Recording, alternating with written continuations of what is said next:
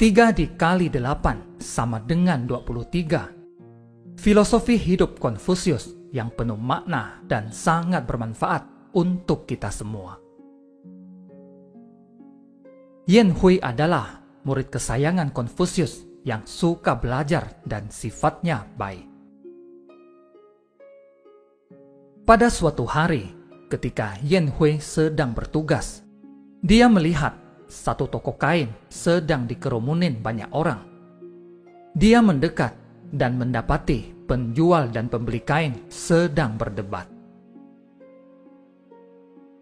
Pembeli berteriak, 3 dikali 8 sama dengan 23. Kenapa kamu bilang 24? Yan Hui mendekati pembeli kain dan berkata, Sobat, 3 dikali 8 sama dengan 24. Tidak usah diperdebatkan lagi. Pembeli kain tidak senang, lalu menunjuk hidung Yan Hui dan berkata, Siapa minta pendapatmu? Kalaupun mau minta pendapat, mesti minta ke Konfusius. Benar atau salah, Konfusius yang berhak mengatakan. Yan Hui berkata, Baik, jika Konfusius bilang kamu salah, bagaimana? Pembeli kain berkata, Kalau Konfusius bilang saya salah, kepalaku aku potong untukmu. Kalau kamu yang salah, bagaimana? Yan Hui berkata, Kalau saya yang salah, jabatanku untukmu. Keduanya sepakat untuk bertaruh, lalu pergi mencari Konfusius. Setelah Konfusius tahu persoalannya, Konfusius berkata kepada Yan Hui sambil tertawa, 3 dikali 8 sama dengan 23. Yan Hui, kamu kalah. Berikan jabatanmu kepada dia. Selamanya, Yan Hui tidak akan berdebat dengan gurunya. Ketika mendengar Konfusius bilang dia salah, diturunkannya topinya, lalu dia berikan kepada pembeli kain. Orang itu mengambil topi Yan Hui dan berlalu dengan puas. Walaupun Yan Hui menerima penilaian Konfusius, tapi hatinya tidak sependapat. Dia merasa Konfusius sudah tua dan pikun, sehingga dia tidak mau lagi belajar darinya.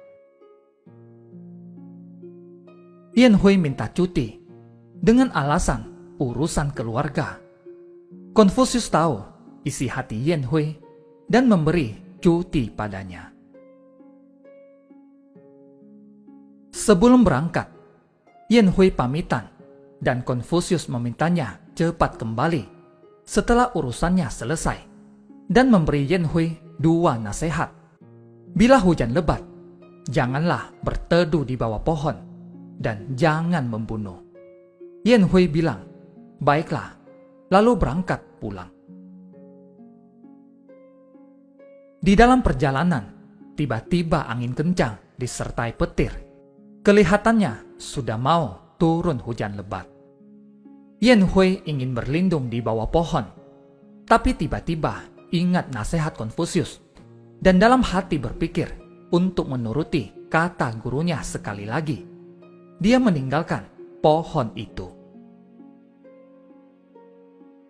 Belum lama dia pergi, petir menyambar dan pohon itu hancur. Yan Hui terkejut. Nasihat gurunya yang pertama sudah terbukti. Apakah saya akan membunuh orang? Yan Hui tiba di rumahnya sudah larut malam dan tidak ingin mengganggu tidur istrinya. Dia menggunakan pedangnya untuk membuka kamarnya. Sesampai di depan ranjang, dia meraba dan mendapati ada seseorang di sisi kiri ranjang dan seseorang lagi di sisi kanan. Dia sangat marah dan mau menghunus pedangnya. Pada saat mau menghujamkan pedangnya, dia ingat lagi nasihat Konfusius, jangan membunuh. Dia lalu menyalakan lilin, dan ternyata yang tidur di samping istrinya adalah adik istrinya. Pada keesokan harinya, Yen Hui kembali ke Konfusius, berlutut dan berkata, "Guru, bagaimana guru tahu apa yang akan terjadi?" Konfusius berkata, "Kemarin hari sangatlah panas. Diperkirakan akan turun hujan petir. Makanya guru mengingatkanmu untuk tidak berlindung di bawah pohon. Kamu kemarin pergi dengan amarah dan membawa pedang. Maka guru mengingatkanmu agar jangan membunuh." Yen Hui berkata, "Guru, perkiraanmu hebat sekali. Murid sangatlah kagum." Konfusius bilang, "Aku tahu kamu minta cuti bukanlah karena urusan keluarga. Kamu tidak ingin belajar lagi dariku. Cobalah kamu pikir. Kemarin guru bilang 3 dikali 8 sama dengan 23 adalah benar. Kamu kalah dan kehilangan jabatanmu. Tapi jikalau guru bilang 3 dikali 8 sama dengan 24 adalah benar, si pembeli kainlah yang kalah, dan itu berarti akan hilang 1 nyawa. Menurutmu, jabatanmu lebih penting atau kehilangan 1 nyawa yang lebih penting?" Yen Hui sadar akan kesalahannya dan berkata, "Guru mementingkan yang lebih utama." Murid malah berpikir guru sudah tua dan pikun.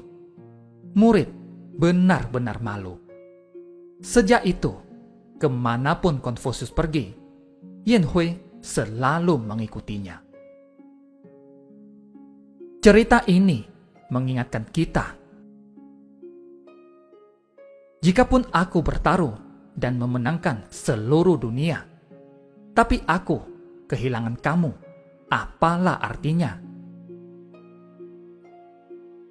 Dengan kata lain, kamu bertaruh memenangkan apa yang kamu anggap adalah kebenaran, tapi malah kehilangan sesuatu yang lebih penting. Banyak hal ada kadar kepentingannya.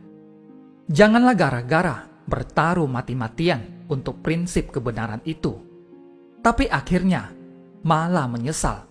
Sudahlah terlambat. Banyak hal sebenarnya tidak perlu dipertaruhkan. Mundur selangkah, malah yang didapat adalah kebaikan bagi semua orang.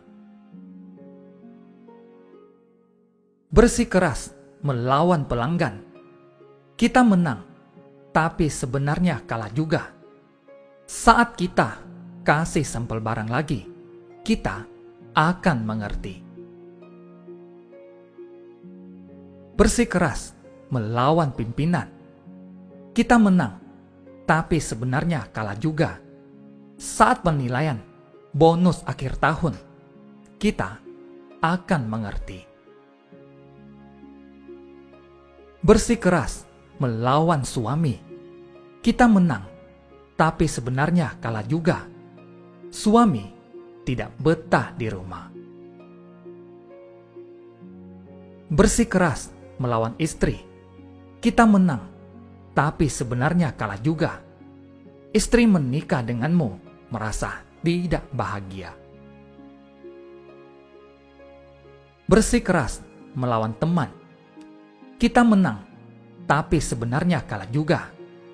Bisa-bisa kita kehilangan seorang teman. Terima kasih, semoga bermanfaat.